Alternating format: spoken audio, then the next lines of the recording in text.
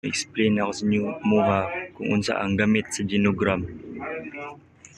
Ang genogram is kuha na siya isa siya ka visual tools na ginagamit sa family therapy para i-map out ang ang family's relationship, medical history, and emotional patterns across at least 3 generations. Pareha animis ba? Gikan sa pinakauna na generation ako ang lolo, lola. Yan sunod ako akong tito, tita, mama, papa, tito, tita na ako. Muna sila ang kaduha ng generation niya ay katulo ka nag-amua. Ano sa akong sa akong igagaw, sa akong mga igsuon, sa akong igagaw. Nya.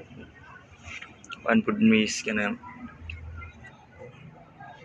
ginakuan mo na si miss kanang tabang po na siya sa mga therapists o sa mga clients miss para ma-understand ang kuan ang unsa ang generational influence, family dynamics, and past events impact o kuan miss current behaviors, emotions and problem.